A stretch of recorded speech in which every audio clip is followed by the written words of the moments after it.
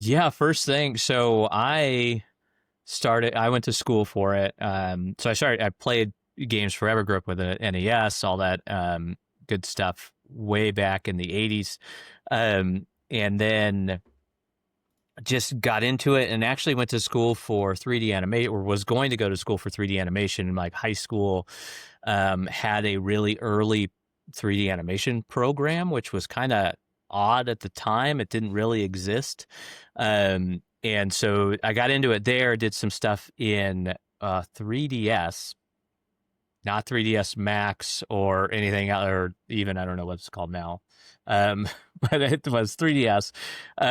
So did some biped animations early on in high school, and then decided to go to school for it because I was like, oh, sweet, I can make money animating things. And I did a lot of drafting in high school as well.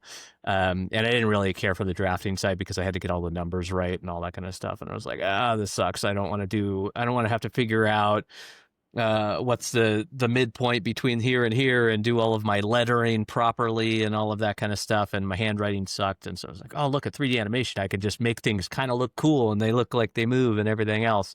And I was playing a lot of, video games at the time and everything else. And so once I started looking at schools to go to, I was like, oh, this one's cool. Look, they do 3D animation. It was one of the newest ones at the time. This was like 2000.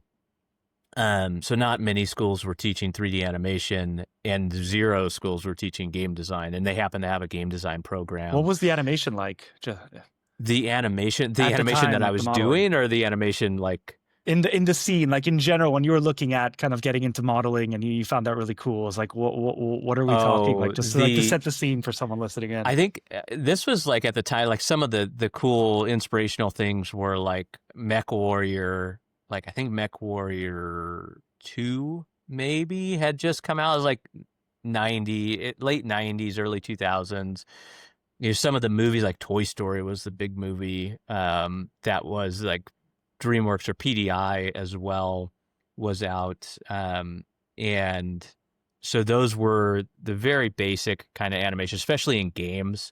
So you still had like games were doing the cinematics, but they weren't 3D rendered cinematics. They Hmm. were live action cinematics and those types of things. So like Wing Commander way back in the day had like Mark Hamill in it and those types of things. Like this is the old one that took 5 minutes to load a level. Um, and so there wasn't a whole lot, but then you got Mech Warrior coming out and they had this awesome cinematic. And I went to E3. Somehow I got into E3 when I was 16 years old, down in LA. I was in it. I lived near LA at the time, and my uncle somehow had a ticket to it. And I got in and went around, and it was the coolest thing ever. Like seeing all the cinematics, seeing all the cool stuff. I wish I could remember exactly what year that was. That must have been 98. Um, and it was just such an awesome experience. I really like there were booth babes at the time, which was a very like it's so gross and Yeah, yeah, yeah. sketchy to even think about. But I remember like 16-year-old kid running around on the floor of E3 and like none of like going and having my picture taken with all of these booth babes and all this stuff, and they're just like, you're not a developer. I'm like, oh yeah, I'm totally a developer, this is great. And like it was such a surreal experience, and I think that was one of the things that was seeing all that animation and seeing just the cool aspects of where it could go in the industry was a very, very cool thing. Um, and so I was going to go to school for that, but then they had a game design program. They're like, oh, sweet, I love games. Like, I like, game design. That sounds cool. It sounds like a little bit more engineering, you know, focused and a little more logical than, because I did have the drafting background that I enjoyed. I liked the architecture and those types of things, which are more structural, than the animation side, which is much more artsy and kind of thing. So kind of bringing all those together, and then went to school for it. And then I went to school, and I went to Cogswell Polytechnical College, which is now called the University of Silicon Valley. And there I found out that apparently they had a game program, but they didn't really know much about games. And so it was a lot of the students. And so a lot of the students got together and we just started making games together as students. So we actually entered the Independent Games Festival. So the joined the IGDA, the Independent Game Developers Association, and then you had like IGDA meetings, and we joined the IGF, and submitted to that, and that was 2002, I think. Submitted a game for that for the student showcase, and won that. With one, it was we made our own engine. We had everything that was working for it. It was very, very basic. You ran around as sort of a hybrid thing. I don't know what you were. It was Native American focused, so it had a Native American overtones to it.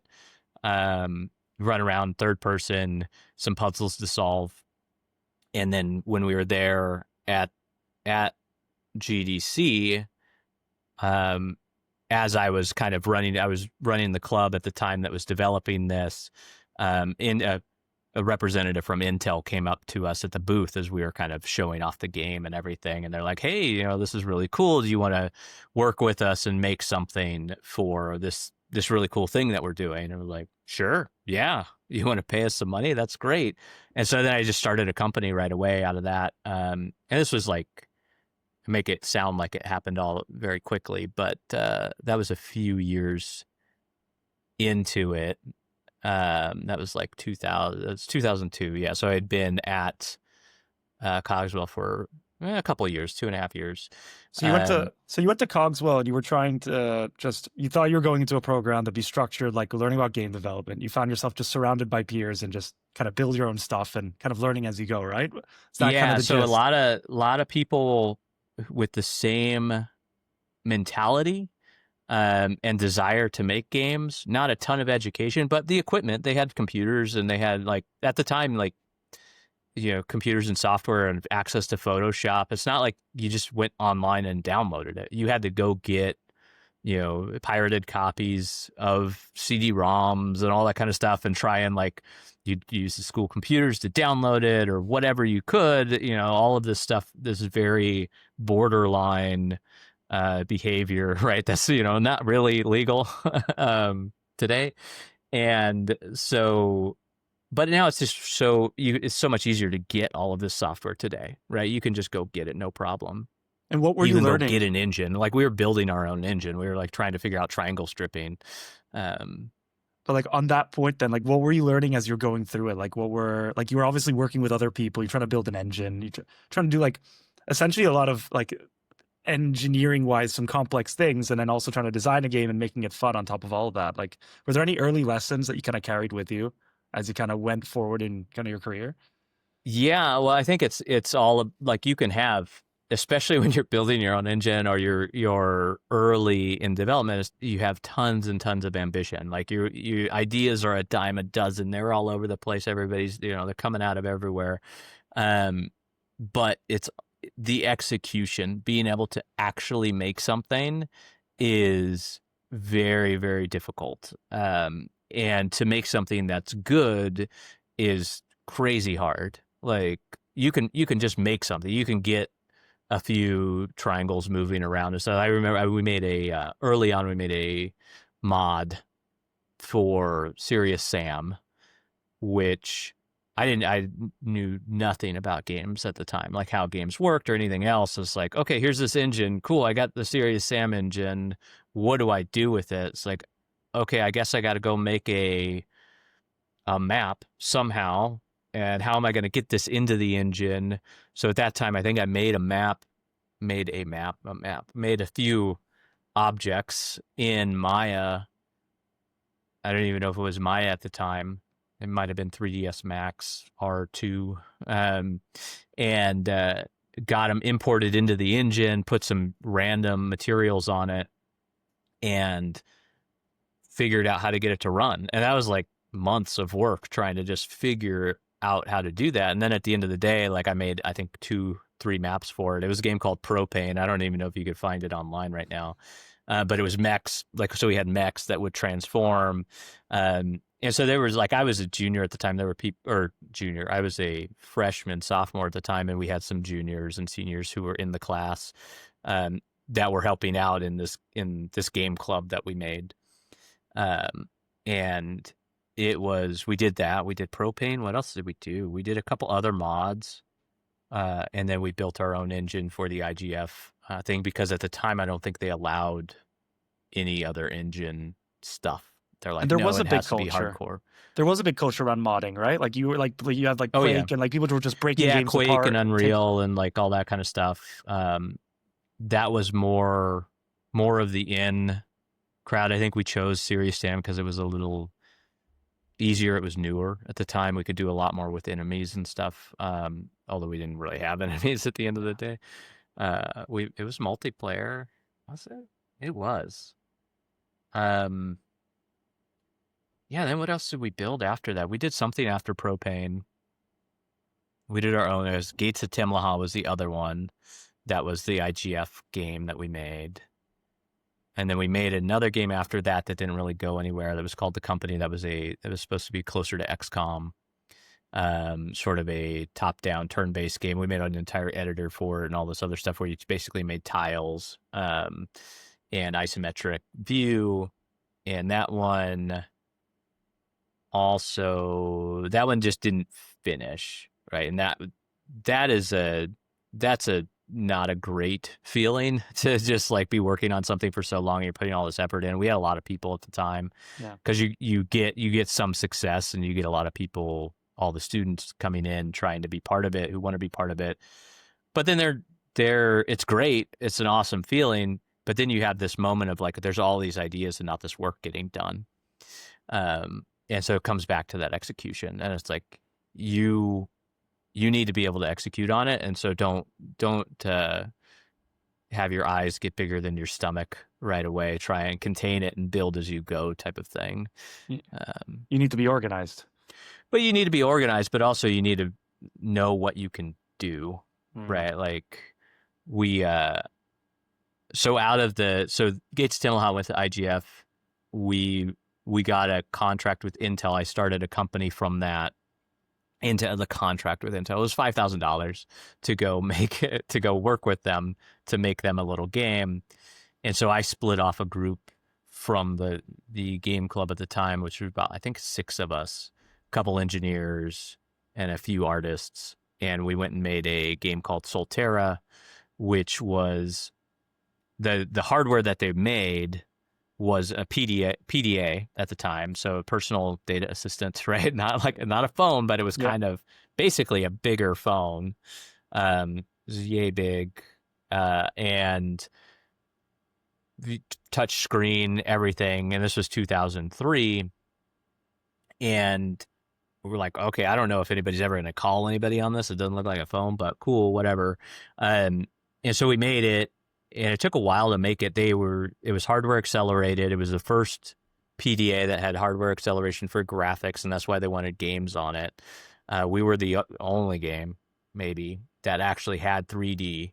We used our own engine to make it. It was like a Star Fox-esque type of game because we knew that making games was hard. We knew that it was going to be difficult on a new platform. We're like, okay, well, it's going to be the simplest thing we can do. And it's like, okay, well, you make a space game. That's why all the old games were space games, because you don't have to build anything else around it. You just focus on the ship. You focus on a couple enemies, make the controls okay. It was spline based, so we had our own spline system where you'd fly around and fly through the canyons and stuff. We made our own triangle stripping. Fixed point math was another thing that was in there, like that nobody has to give a shit about anymore. Like you don't care about fixed point math because you just use floats and everything else now.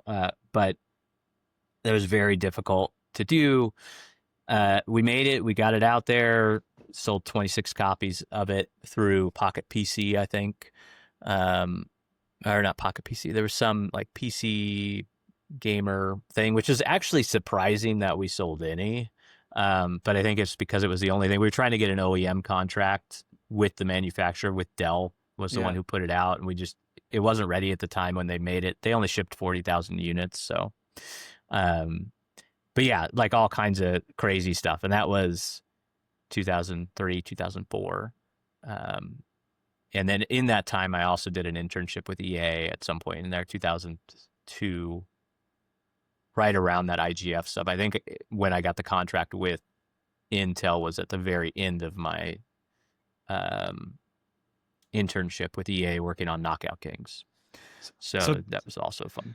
So it sounds like, I mean, before EA, we can get into that, and we will. Mm-hmm. Just kind of building games was just working with the limitations that you had in hardware. So like, even I love the Oh yeah. example you brought up with just like everything was a space game because you didn't have to focus. Like you just have a black background, like Oh dark yeah. back. No character animations. You're all like hard surface modeling, hard surface everything. Like you just worry about your VFX. You worry about yeah.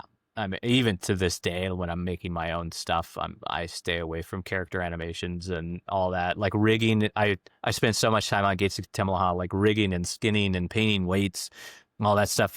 For a 25-year-old piece of software now, like all of that is watching all the AI stuff today just makes me go like, oh my god, this is crazy. I would love to use all that stuff. Um, but back in the day, it was just miserable because you go and you're painting weights and you're just like, Of course. I don't know what happened. Like this vert is way over here, whatever. And then you're talking about bone animation versus vertex animation. And like I think Serious Sam used vertex animation, which was great because you're just moving. It's like keyframe animation. You're just moving verts around where you want them, and then you play the keys out. But like bone animation, significantly different, especially when you have mesh issues and all that kind of stuff. But it was a huge learning process for me, like knowing about all of this, knowing how engines work, at least kind of how they work. Enough about it to get myself in trouble. Those types of things. Always That's fun. good. It's Yeah. it's crazy to think the amount of elbow grease you had to put in, and I think like now it's also cool to hear your thought, which is I wish I kind of had like all this AI tech coming out. You're like, I wish I had this back then. But would you? I guess the question is, and maybe this is a tough one, but would you have learned the same amount if you had that AI like doing I everything for you? Because I think there's I something think that you I would learned from have there learned the same amount. It's just a different a different way. a different type of thing, right? Like it'd probably be more about LLMs and like how, they're working, how you can utilize them more, how you can create MCP, controllers and things like that to get more out of AI, because it wasn't a normal, and the environment that school created, it wasn't a huge school. I think it was 300 total students. In basically a warehouse, or not a warehouse, it was an old Boeing building in Sunnyvale. And so this is 2000, right? 2001. This is before Facebook, anything like that. It's Silicon Valley, but it's old Silicon Valley. It's like there's Yahoo is right next door. Yeah. And so you put, 300 people who want, or it wasn't even 300 people who want to make games. It was maybe 50 people who want to make games, another 250 who are just trying to make animations or make art in some way, and then there's a fire science program for some reason. But and so you put them in this like just box of a warehouse building, and every day we were just grinding away making games and trying to do stuff, and then we'd have they had like a multi-purpose room where we would go and do LAN parties on the weekends. And if it wasn't like a LAN party, we would be off at somebody's apartment doing production weekends, is what we called them, where we would just work and you just grind, like you're just working all day because everybody loved it and it was fun to do. And you play games at night and it's kind of like another LAN party that you're doing. But you're just all, it was college for nerds, which is great because you're just gaming, drinking, doing whatever normal college kids does without the partying, but the partying's all about games. Yeah. Which was a fun. It was fun. Like looking back, I kind of go like, oh, I didn't get a lot out of my education, but then at the same time, I'm like, oh, I guess I did. I got what I needed, which was at the time, other like-minded people who were willing to put in the effort to make something cool. Do you think the industry has kind of changed in that way? Like as it's matured and become much more of like a bit like now they say gaming is bigger than like cinema and movie and music combined. So like you kind of lose that underground kind of not, you know what I mean? Like you kind of lose that essence of it. Yeah, I think so. I think even so I went back and taught a little bit. Later 2007, 8, I think I taught a couple classes after having been in the industry for a little bit. And it is interesting as you get into more engines like Unreal or Unity or with all the AI tools, and kind of going back to what you were originally talking about, where it's like, do you miss out on some of that lower level knowledge because you now have these tools and things that make it easier? Um, I probably you lose a little bit, but I think at the end of the day, like it's probably just harder to find those like-minded people because there's more noise in the system. Yeah. Um, and if you can find that group and find that community that is able to uh, have the same shared passion, then I think that's awesome. But it's probably harder to find it now because you have a lot of these different communities forming up, or different people starting their own games in different places and being like, oh, hey, this is my game. I'm going to work on it. Everybody's going to work super hard. Let's go. And then all of a sudden, like, nobody shows up for anything, and then it just dies off. Right. Yeah. I can imagine there's a ton of people experiencing that. Even back in the day, like the mod community, though, you were online and everybody complained about, remote work. Not in the same way that it's remote work now, but you were trying to do all these remote projects where just everybody's online communicating on a forum and being like, hey, I made this thing. Here's this thing. And it was really tough to get anything done. And that was the college really helped for that, putting all of those people together and giving the facilities, even if the instruction wasn't great, or really, I mean, it was such a new industry. You can't really inform any of that. Shit, they hired me as a teacher like years later, so I don't know how many they actually had. But yeah, it would be a very interesting world now.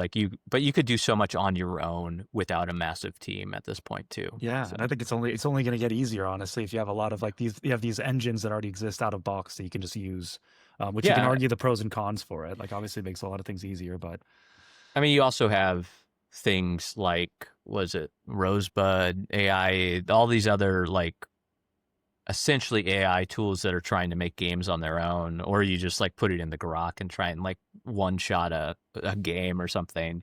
They're not there yet, but they will be. They'll get closer and closer, which is interesting. But that's kind of the thing that as I've been looking more and more at it. I love AI tools and everything about it, and I think it's great. The idea that it's kind of like the camcorder in movies, right? I've made this analogy before, where you had the camcorder come out in the 80s, and Hollywood's like, oh my God, the camcorder, everybody's going to be a filmmaker. Everybody's going to go make money. They're going to take my job. It's going to be gone. And then you have you realize that it's hard to make movies. It's hard to create scenes and talk about the mise en scène and figure out how all of your scenes are going to cut in your editing and all of these pieces and how you drive that creativity. And it's the same with games. Games aren't easy. Nobody said games are easy. But there's a creative process to it. And what I am excited about at AI is those people who are good at making games, who understand what it takes to make games, can now go and make more games. They can make more interesting games. They can actually take some of the risk away that publishers are scared with, because they invest so much. They invest hundreds and hundreds of millions of dollars into projects. Now they don't need to invest hundreds and hundreds of millions of dollars into projects. They can take more risks, and you can now start to see more opinionated pieces of content that may have cultural significance or may drive something forward that just wasn't really thought of before. Absolutely. It's the pendulum is swinging. It swung all the way to AAA, right? It went from indie kind of these communities coming together and building games to then the industry itself becoming formalized and becoming much more of a cash cow. And suddenly with AI, it's just going to swing back because now you have all these people that are just empowered. Instead of meeting a team of 10 artists, like 2 artists can probably dish out all the art you need for a game. And then you connect that to someone who understands like the production cycle, and then engineers who can do kind of Yeah. it just all these parts can come together, but you don't need such big teams and so much time or elbow grease that maybe like back in the day you would have needed much more of. Yeah. And like, and it does, it, it allows for that creative control within that smaller group of people, which can really channel that like sense of what the game is. Like as you get into more the larger games, the AAA games, all that kind of stuff, like with Call of Duty having moving to one engine, right? It used to be 3 different engines, or it used to be 3 different kind of forks of an engine. But now it's all one engine, and what happens is like you can just interchange people. You could swap them in and out between like just like pieces of a car or whatever, and you start to lose what makes what a individual brings to that process, right? And it sort of homogenizes everything, and then it becomes like, oh well, we have to work this way because the next person is going to need to know how it works. And so when Yeah. I'm off this project in 6 months, or when I go on vacation, Johnny needs to be able to pick it up and run with it. And in order for Johnny to do that, I have to do it in this very specific way that is done this way. It's like as you get to smaller and smaller teams, it's, Johnny does it however the hell he wants. And that's what brings out the personality in it. And that's Yeah. what brings out that level of creativity that you just sort of lose when you start to homogenize everything. And my sense of all this is that you need predictable recurring revenue, right? Like these big AAA companies, like they want to be able to say every year we release a title, or we have a new expansion come out, and we need to be able to tell like our shareholders, however it works, that we are going to deliver at this time and we're going to make this amount. And when you have these large teams, you need to be able to interchange people because you need to keep the ship going. Yeah. And I Yeah. think And you can't have a linchpin or whatever. Like you can't have Greg leave and then the whole company and then, fall apart, it's like right? we Like just gotta that. wait. Yeah. Yeah. And, right. And that's part of being a big Yeah, it's corporation. Like exactly. it's It's just nothing against business, it. right? Yeah, you got to do it. There's good and there's bad, but I do want to go back to that point you just made, which is like you lose a little bit of that heart and soul from just like making a game, right? Like I'm a big Yeah. MMORPG fan. I love WoW Classic, and you can just tell like that classic version of the game, like the vanilla version, it was just made by like a ragtag group of kind of developers at Blizzard that just kind of poured their heart into it. Yeah. And then as it got into this expansion loop, you can kind of see kind of the mechanization of these expansions and following a similar formula because the show must go on and we must hit Mm-hmm. this deadline. And it was just the formula for what Activision or Yeah. Blizzard at the time wanted, because that's how they kind of pitched it to their shareholders, and that's fair. Yeah. And in early days, you're very willing to take risks on that kind of stuff because the there's no risk of loss, right? There's the risk of it's not huge, it's not big enough. Oh man. But after it's big enough, you risk it's just loss, right? It's just like, oh no, if we don't do this, we're gonna lose. We're gonna lose XYZ. It's like, oh, we can't lose XYZ. Oh, cool, yeah.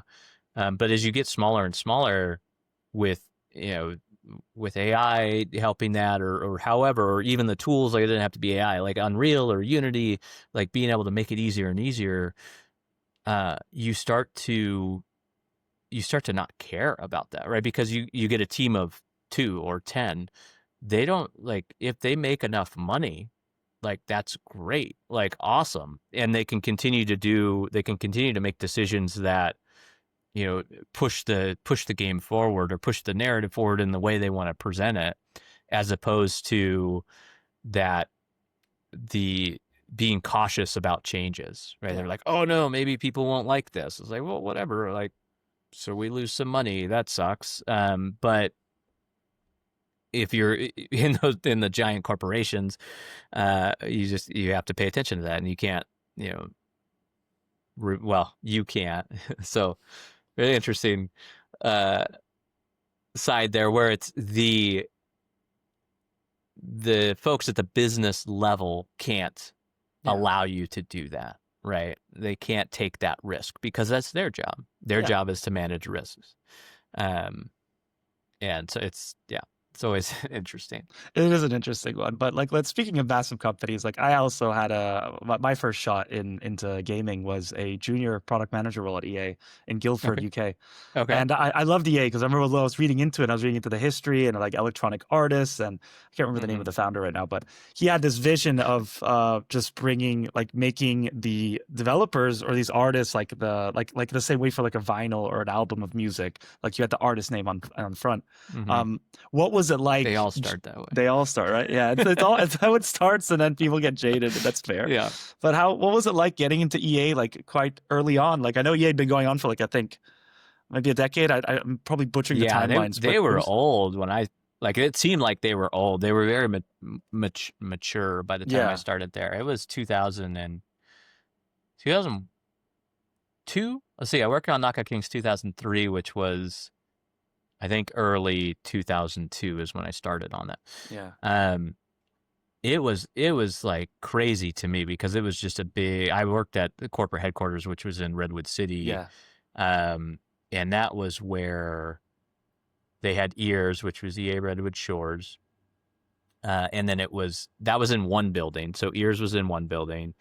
And then they had the testing building, which was just QA and test for the publishing arm.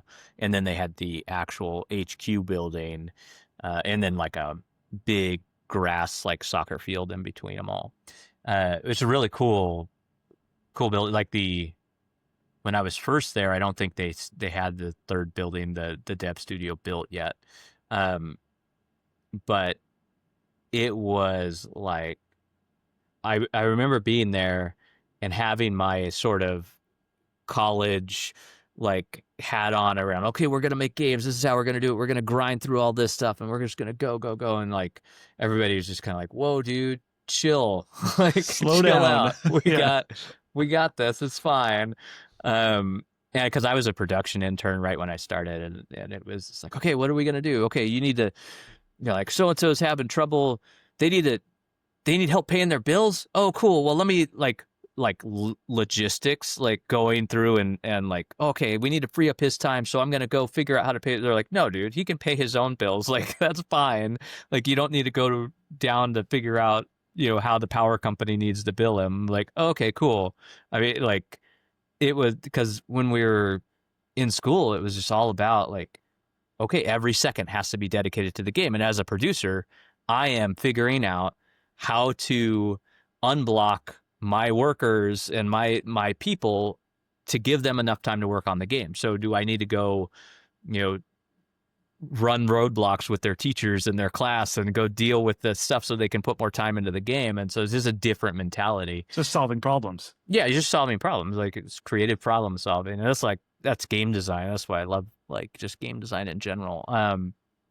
And so then EA was a very different thing, and that's where I kind of learned.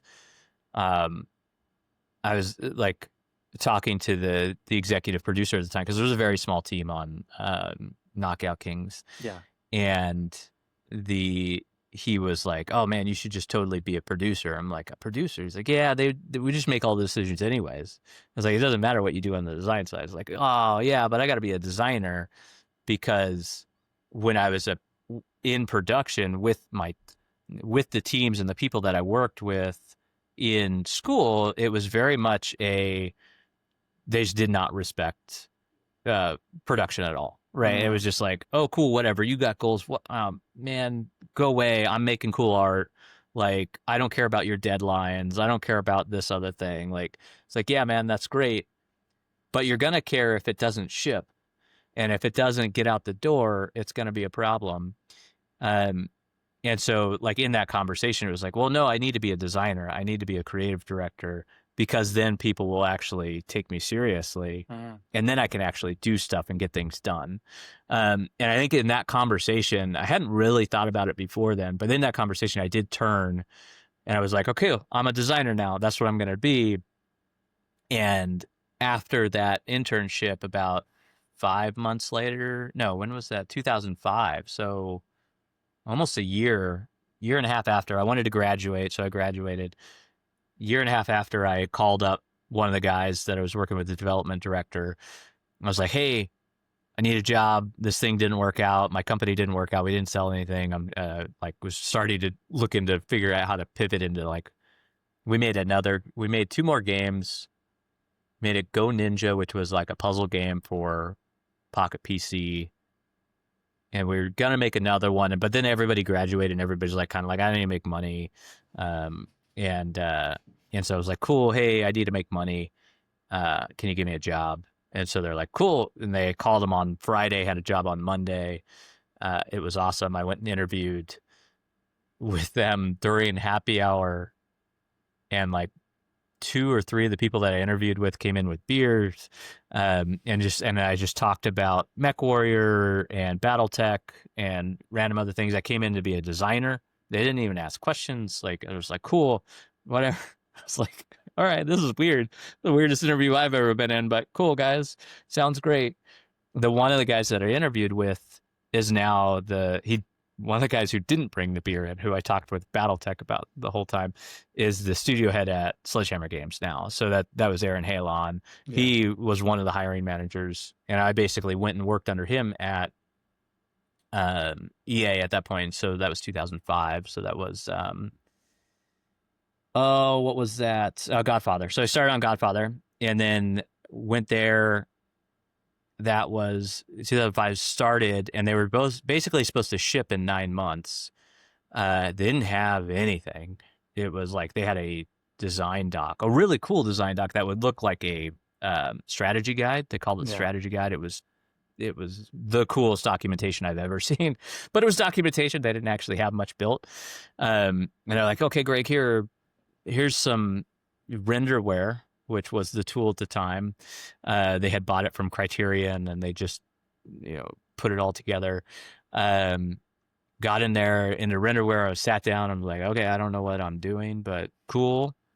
I'm like, what do you need? They're like, we need one of these front design. I was like, okay, front design. Okay. Or we need a warehouse. I was like, what's a warehouse? It's like, oh, this is where all the combat is. It was like, cool. All right. And so I put one together in about a day. And I showed it to the creative director at the time, Molson, who's no longer with us, unfortunately, but he was a cool guy too. And he did all the Tiger Woods mechanics and the off the stick mechanics and that kind of stuff, which was awesome. When Black Hand and Godfather, I showed it to him. He was like, "Whoa, this is great!" And he went and got the executive producer, David DiMartini, and came over and looked at it. Who was also this is apparently I'm getting really old. And then he looked at it. He's like, "This is fantastic." It was like literally the first time they had seen like combat in like gunplay in their game. I was like, "Whoa, what did I just do?" Okay, and then from that point on, it was just churning through content and just making rackets and warehouses and doing anything that I could within the world to make it better. But it was super late, that game. It was like super late. What was it? You guys just got like the what was it, like the rights to use the Godfather? Because I was watching some videos about it. I didn't get to play it out. Yeah, it was a parallel narrative to the Godfather. So you went and like talked with Luca Brasi at first, who's in that's the main enforcer with Godfather. You kind of work your way up through the ranks, but you interact with various personalities as you go through the story. And so kind of like, so if Godfather's like this linear narrative, like the game was over here and it kind of went back and forth, and they did a fantastic job with how it worked out. And they spent a lot of time mapping it out. Which was really cool. It's just they didn't build it at the end of the day. They built it. They spent a lot of time on the engine because they were trying to compete with GTA. GTA 3 had just come out. And so the expectations were through the roof about how much money it was going to make and everything else. And it just didn't happen. It kind of like, so it's interesting now, the more I talk to people, there's this arc of like designers, right? So coming into that project so young, and so like just having played games, like all I did was play games and work on games, play games, and coming in and seeing it and be like, you're not going to let the player jump? Like, that's weird. Why wouldn't you let the player jump? Or, oh, there's water all over the place. This is New York, but there's no water in the game and we can't have swimming. It's like, okay, cool.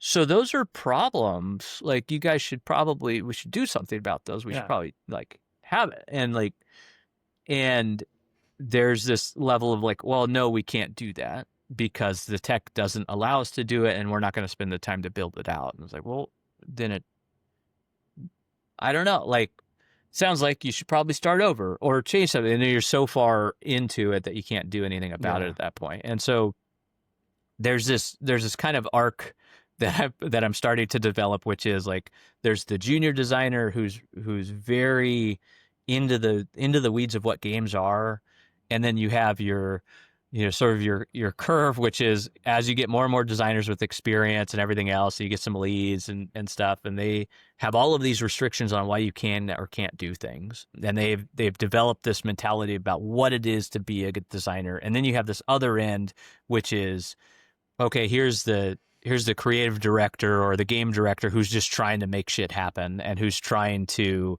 figure out, okay, how do I bring something innovative to this game? How do I bring something new to players? And so they actually have more in connection with the junior designers than they do with the mid-level designers. That makes any sense. And so it's like, if you're in that position where you're a game director, or you're a creative director, and you're spending more time with your mid-level guys than you are with your junior guys, you're probably fucked. Right? Like, they're probably telling you something that is restrictive in some way, or that's not like, not in the norm, or not aggressive enough to make things interesting. And you need to hear it from the soldiers on the ground, right? Like the people like doing like the and stuff. it's not to say that the mid or the lead designers don't have that, but there is something about, they're focused on the day-to-day. They're focused on like trying to make things happen, and not really, like, honestly, not screw up, right? Because it's their job, it's their livelihood. They want to be able to go home, they want to be able to have nice things, all that kind of stuff. And the junior guys are just like, it's that same arc that we talk about with games. And like, if you have a small development team who's willing to take a lot of risks versus that big corporate thing who can't lose, like, they just have to maintain. Right. That's what you're looking at. The difference between like those junior designers and those mid-level designers who are just like, I just need to maintain. I just can't fuck up. It's like, okay, well, you already did. Like, but sorry, that's just my random commentary. No. I love that. It's super interesting. So like my gist is that EA wanted to compete at the time with GTA 3. So they got the rights to the Godfather, and they kind of looked at GTA and they created this strategy guide. But it sounds like there wasn't like a major kind of plan in terms of what the game is. You guys kind of just like did it as you go. Is that, am I reading that right? There was a major plan for what the game was. There's like, here's all the rackets, here's all the you know, the structure, here's the map.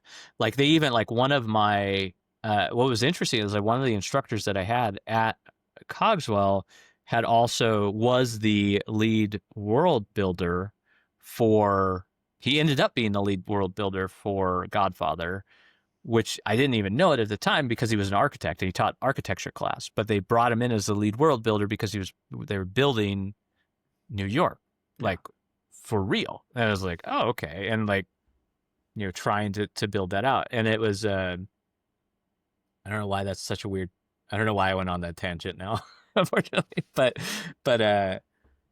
yeah, so they had a really big plan. They had like all the big developers in there. They brought a bunch of art directors and people like lighting and everything from I believe PDI was the one. So that was the one down the way. Like DreamWorks, there was DreamWorks and PDI, and it was DreamWorks did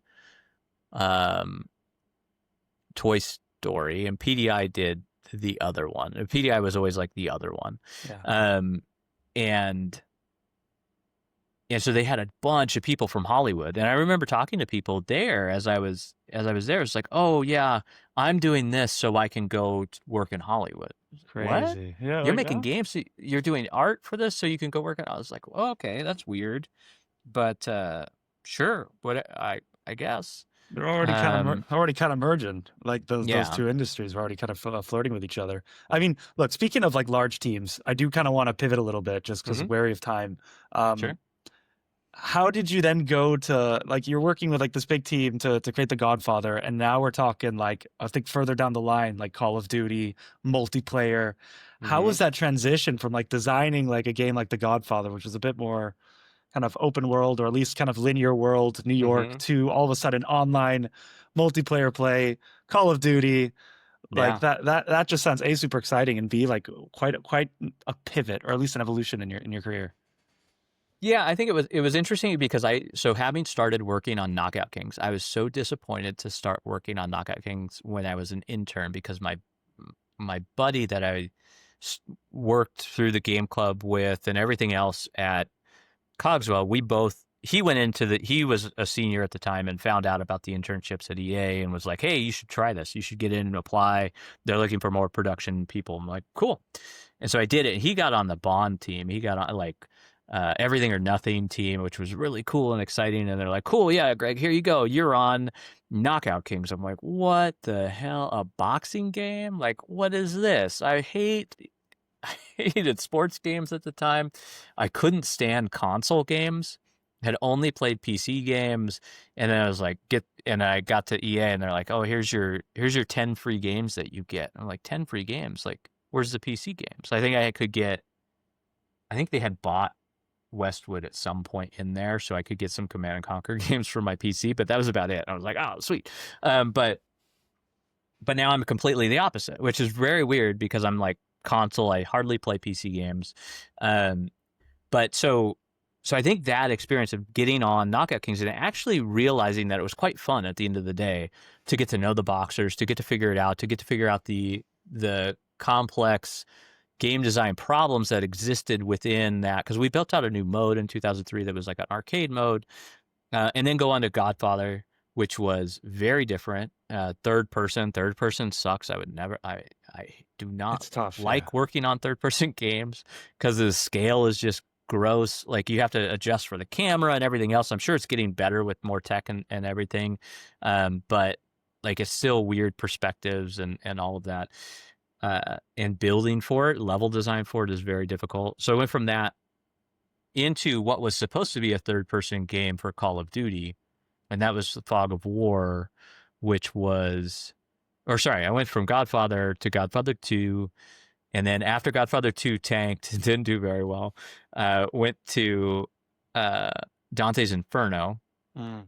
worked on that, which was a completely different game from Godfather, right? So you're talking very God of War style, like scripted camera everywhere. I remember being so annoyed with the camera because I'm like, well, why don't we just make a third person game? This sucks. Like we have to do this cinematic camera everywhere.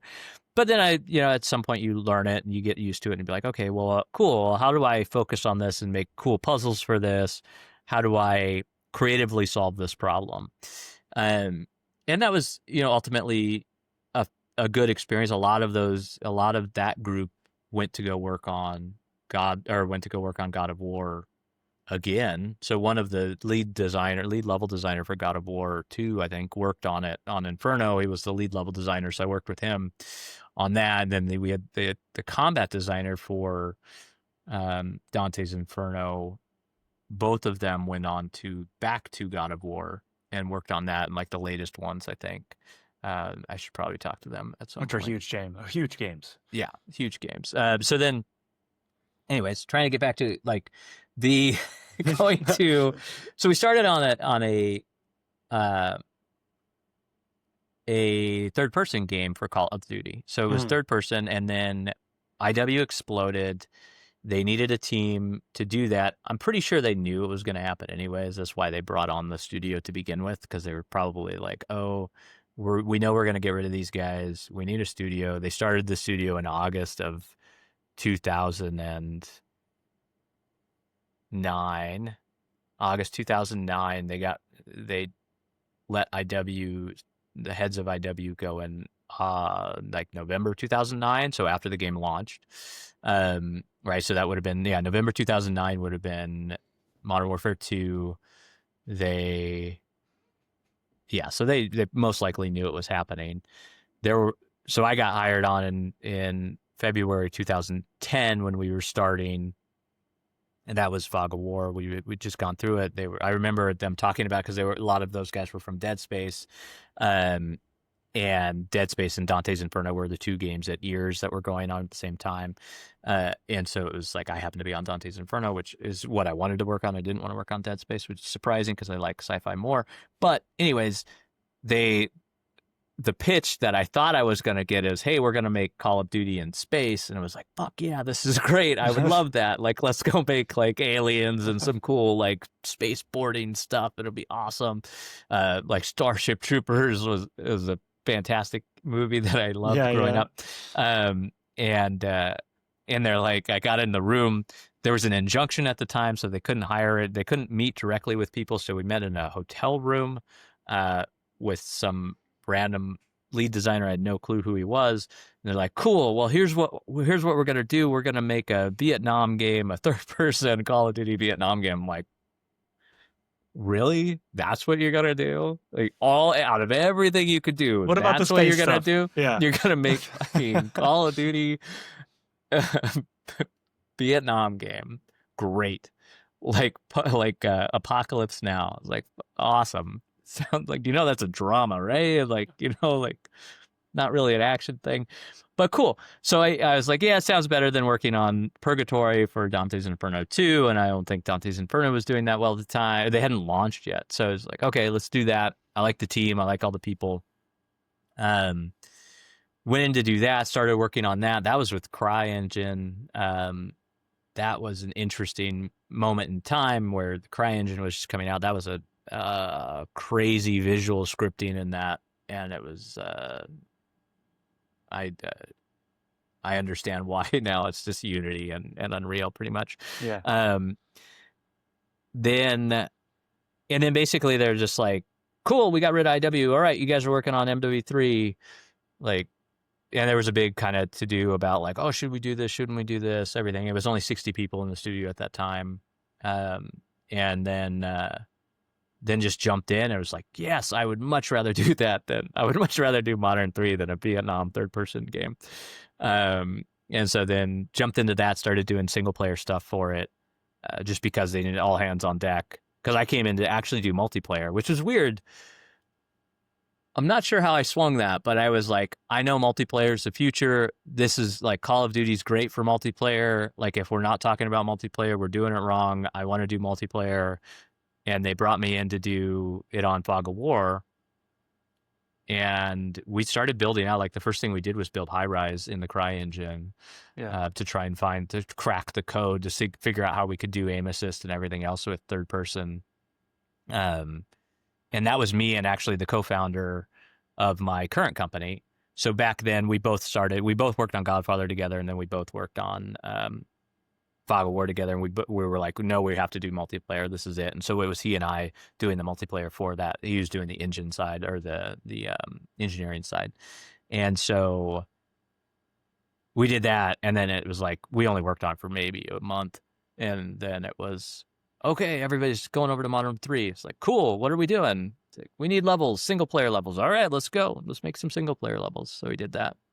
And then after Modern 3, we just jumped right into multiplayer. We're like, yeah, we're doing our own thing. This is great. Let's just do multiplayer, figure it out. And then we just started figuring it out, building. And it just goes back to that mentality of just like, we're just going to do it, figure it out, and just bang our head against the wall until it, we break through or our head smashes in. Man, that's excitement in games that, like, even back then, like, all the COD games were quite campaign centric until you get to like multiplayer. And even now, just hearing it from you, it sounds like, let's just do it and figure it out. Let's just see. And then obviously it blew up, and now you have like COD Online, which is just like one of the funnest things to do in multiplayer. Did you know, you kind of mentioned it'd be a big thing, but like, what was it like? Well, building it out at that time, like 2010 is when I started. So it was already like Modern Warfare 1 came out 2007. So it was already big, right? And like, but they didn't really understand it. Like, they didn't get it. Like, the studio heads didn't get it at the time. Like, nobody got it. And I was playing, like, before Modern 2 came out, it was World at War. And World at War, I put a ton of time in the World at War. It was a fantastic game. And then Modern 2 came out, and Modern 2 was only out for a little bit. And it was like, this is awesome. This is the future. And it was right there. Like it came out in November. I got hired in February. And I'm just like, multiplayer is like, that's what people play this game. That's why it's so big. And it took a very long time to convince the studio heads, or well, just for them to realize it. Until AW, they didn't really get it. And then like AW, and I was just like, I was a kid in candy store in AW, like, we're gonna do this, we're gonna do that, let's do this, and I like kind of full reign on MP, and then it's like, holy shit, we're making how much money off of what? Like multiplayer? What? How did you do this? Like, What and were then the studio heads afraid of? Like, I guess they maybe weren't afraid of anything. It was just they didn't realize that that's what it was gonna do. Like, it wasn't that. Yeah. Like, it kind of goes back to that like curve of you're the junior designer and you're like, although I guess I got hired on as the senior designer somehow at the time, but where you just don't, like, you're in it, you know what's happening in the world, you know what's going on in the community, you know what, you know, the players are interested in. Yeah, you see it happening. Whereas if you've been in the industry for a while, it's like, this is how I got here. I got here by making this thing this way. I'm not going to screw it up. I'm going to continue to do that. Yeah. You're like, okay, well, if you continue to do that, you're going to miss out on all the cool stuff. And so, like, I mean, ultimately, like, that's why I don't work on Call of Duty anymore, right? It's like, it was fun. It was a great experience to have. And there's new cool shit happening every day. And right now I'm on the front lines of all of this. And I get to talk to all these indie developers. I get to talk to all these game devs, new tools, mess with AI, do all of these things. That's just like super cutting edge. And it's awesome to be able to experience that and not have to be like, no, I got here because I make 3-lane maps this way in Call of Duty every time, and they're successful. I'm like, okay, I don't. Yeah, dude, games need to evolve, right? Like, they're constantly evolving, whether we like it or not. New generations come and they play games in different ways, and you know, we went we shifted quickly from multiplayer to then like battle royales, and then like what's going to be the next thing, and like we had MMORPGs before then. So every kind of game mode has its like time in the sun. But what are some of the cool things that you talk about, like with kind of indie game developers that they're doing? Oh, with, like, I mean, AI, it's just so like.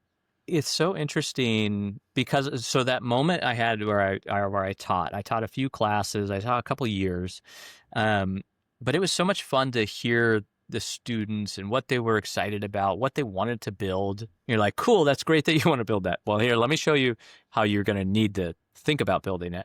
But then talking to all these indie developers, and there's a lot of times where you're just like, I wanted to make games, so I quit my job and I sold everything, and I have $40,000 in the bank, and I'm going to go make a game. I'm like, well, all right, well, how far along are you? What's going on? And like, or you get the other side where it's like, oh, I made, 10 games, or I made 5 games, sold a little here and there. This is what I'm trying now, and they're just doing it because they like doing it, and they're excited about, just building stuff out. And so it's just fun to hear why people are where they are, what they're trying, how they're doing it, what they're doing with AI. There's not a ton that are like super embracive of AI just yet, but you can tell it's like in workflows and all that kind of stuff. Like when I talk about AI, like building stuff, it's like you have the AI art director and you have the AI animation director and all of that, and you basically kind of create these Bibles for them to follow, and then they go out and execute for you. That's the world where it will eventually get to, and I'm curious when that happens. It's certainly not there yet because I'd be doing it if I could. But it's not quite there. Wait, unpack that one. You have like an AI art director that what just comes up with a series of guidelines, and then who is it? The AI that gets people to do the work, or I thought it was the people that work and use the AI. I think that people that work and use the AI. So when I speak of the AI art director, this is down the line. This is of course. Let's go there. So if you're a game director, so one of the things about using AI that I've found is like it is the closest thing that I've ever had to being a creative director. Like outside of actually being a creative director in meetings, going like, cool, I want this. Let's make a scene about Johnny comes home and everything's fantastic. Then the world blows up. and Johnny now needs to go kill 10 aliens to get XYZ. I was like, wow, that's really vague, Greg. Could you really give us some better instructions on how to do that? Great. Okay, well, the aliens are gray. They have big heads, and they walk like they walk on all fours. And, Johnny, you're in a house. Let's make the map just a house. It's a block. It's 2 houses. And that's it. It's like, great. Okay, cool. I can go from there.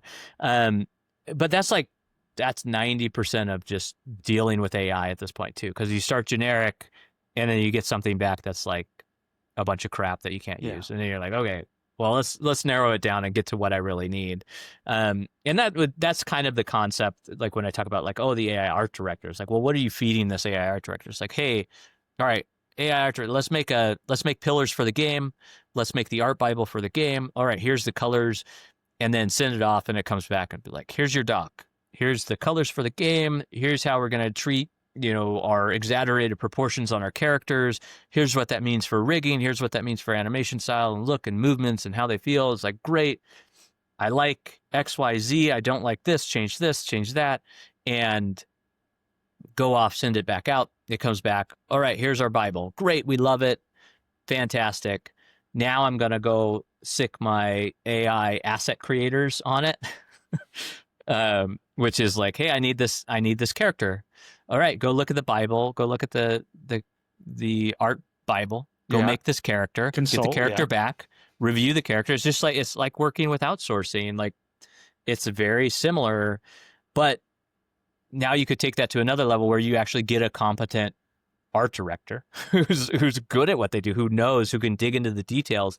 And be like, oh, on these exaggerated proportions, I don't like how this exaggeration happens over here. It's like, okay, well, now a competent art director taking that and going and then using AI to create that Bible, to really detail it out and to really get the most out of each of those is going to be super, super impactful.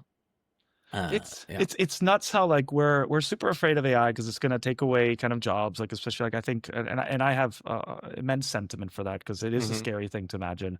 But when you look at kind of the industry and how we're just outsourcing labor to I don't know, foreign countries or other studios, in a way, if you were to just kind of ignore the fact that it's outsourced, it is kind of in a way AI. You're taking away jobs from the home country that's hosting kind of the game studio. You're giving it to people outside.